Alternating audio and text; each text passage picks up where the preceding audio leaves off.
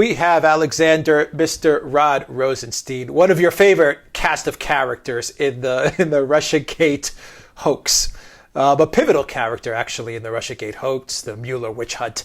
He is announcing that he hasn't announced it yet, but the rumors are pretty much confirmed that he will be announcing his departure from the Department of Justice. He will time it to coincide for when and if Barr is confirmed as the new AG, Trump's pick for the new AG to take over for Jeff Sessions.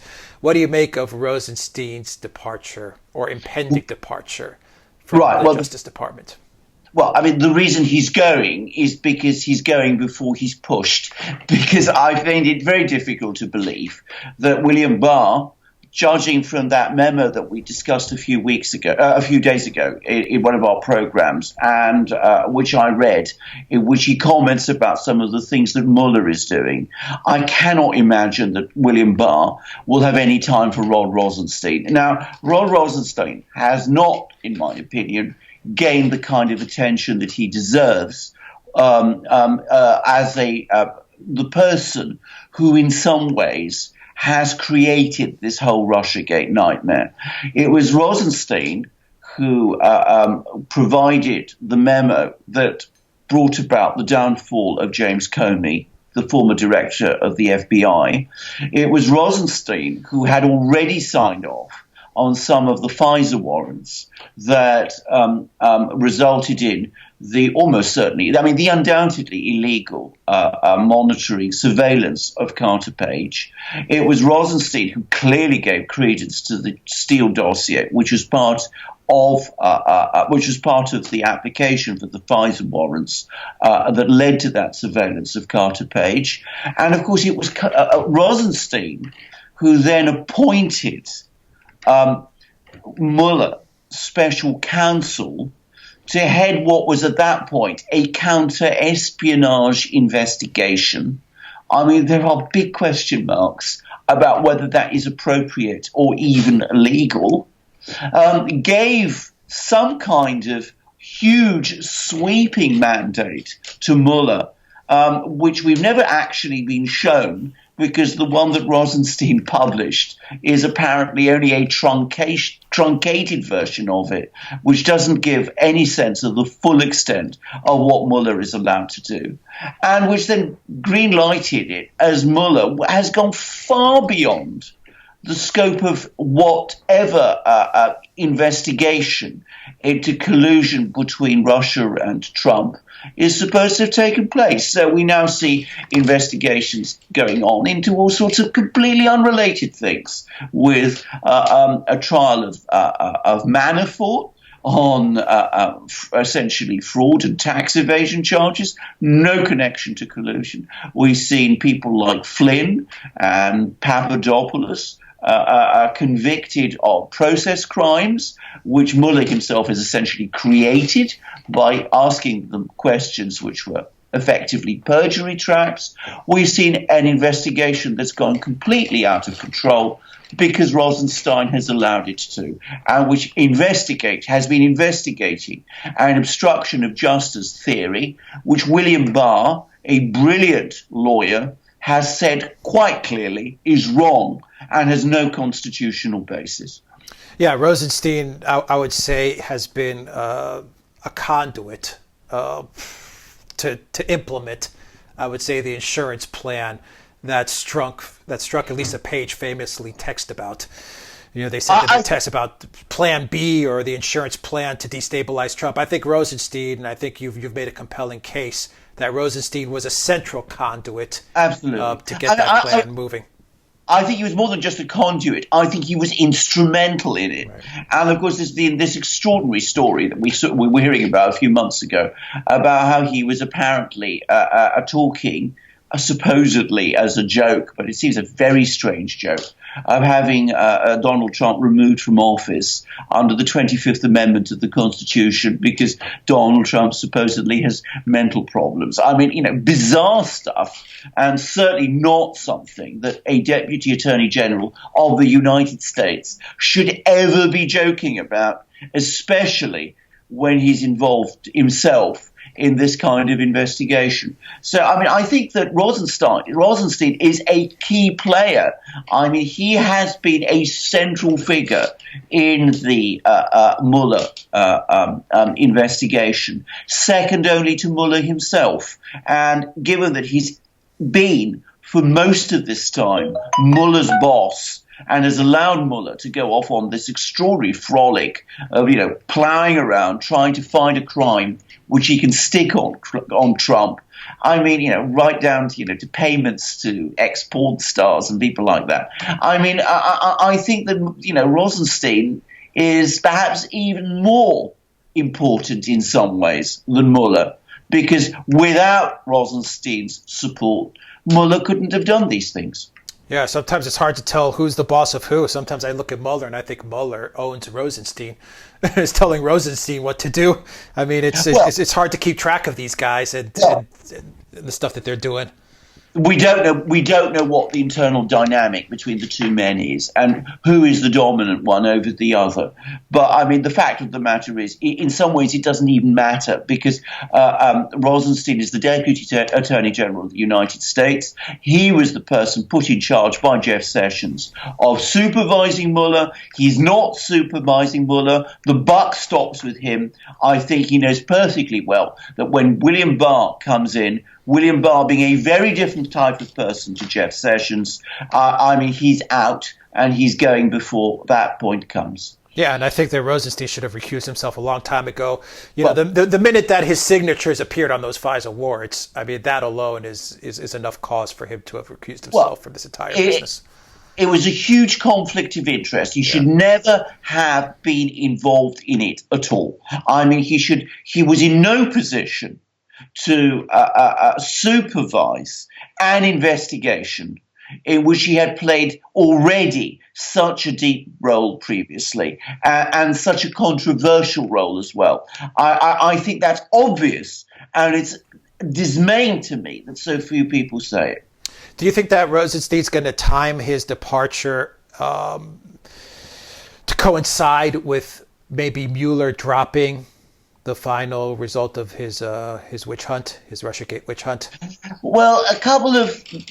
Or is it too soon to expect Mueller to wrap it? Yeah, I was going to say, I mean, a week or so ago, I was thinking that perhaps Mueller was sort of heading towards wrapping it all up. I'm now less sure, actually, because I think the problem Mueller has is that, as I said, the case that he's trying to construct against Trump persistently refuses to appear. I mean, we've seen all these very bizarre charges being brought against more and more people, all these very strange allegations. I mean, there's a very bizarre case now against this Natalia Veselnitskaya, who was the Russian lawyer that Donald Trump Jr. met in the Trump Tower meeting. Now, that case has not been brought by Mueller himself. It's been brought by federal prosecutors in New York. But I am sure that Mueller is in some way involved. And, I mean, looking at it again, it's not a case that makes a great deal of sense to me. I mean, she's supposed to have helped the Russian Procurator General's office produce a document which she used in a court case, and this is supposedly perversion of the course of justice. I mean, I don't understand the logic of that. I really don't understand it. And, somebody perhaps can explain it to me, because I don't understand it. And it looks to me a threadbare thing. When these sort of things sort of appear all over the place, it suggests to me an investigation that isn't giving up, but is constantly plowing around, looking for something else, and is at the same time trying to discredit anybody who comes within its reach. So it could be that where I thought that this Mueller investigation would be over by February, Mueller's going to try and keep it alive for much longer. And, of course, the fact that he's got his grand jury extended by another 6 months may be a further sign of that. Yeah, and she's connected to Fusion GPS on top of that. So I mean, it's absolutely the way all these people are connected and intertwined. Yeah. That alone is a huge red flag. This was one big conspiracy to take down Trump. Well, I think so. I mean, I think, by the way, I'm glad you brought up Fusion GPS because, I mean, the more we learn about this, the more, and their role, I mean, the bigger it looks. I mean, we now have confirmation, as we've discussed in another program, from Christopher Steele himself in the British proceedings, that the Steele dossier that he produced was apparently intended to delegitimize any election victory that Trump achieved. And that, of course, is exactly how it was used. Yeah. So, Fusion GPS seems to have been involved in all of that. And as you rightly say, Veselnitskaya has some kind of connection to them, which has never really been explained properly. Which is extremely odd, considering that she was trying to get into the United States, and Loretta Lynch gave her a very interesting, she gave her a visa. That's, really, you don't give people like that visas to enter the country unless, there's some very, very special circumstance. And she got that from the Obama administration. So, I mean, who knows how all this stuff was getting cooked up, in 2016. Absolutely. I mean, we've discussed this many times. What there should be in any rational world is an investigation into all of that. I mean, all right. I mean, I'm prepared to believe Veselnitskaya herself says that Fusion GPS were involved in a different case altogether. The case, the Russiagate case. The case she was involved with was this case against this company, this Russian company, Prevezon. Fine. If that's true, then let's find out about it. Let's have it investigated and let's know the truth. But the appearances are not good and they call for an investigation. But that doesn't seem to be what happens. Yeah, the Loretta Lynch who met Bill Clinton on the tarmac in Arizona as well. So, it's unbelievable. An extraordinary event, a deeply troubling one, which again has not been looked at properly.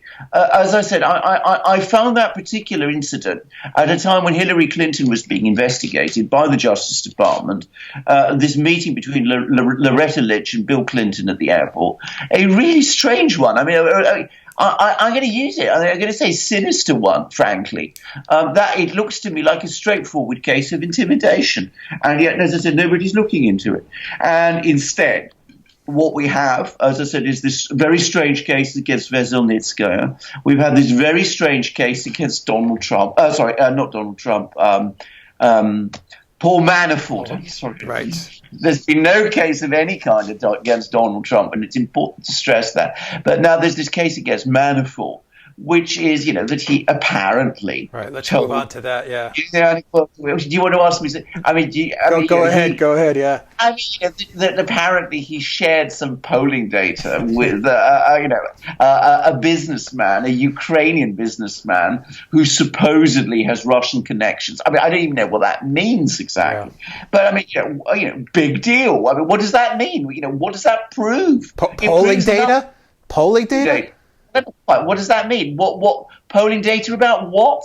And as I said, this is supposed to be, one of these great shock horror revelations that's come out of the Manafort case.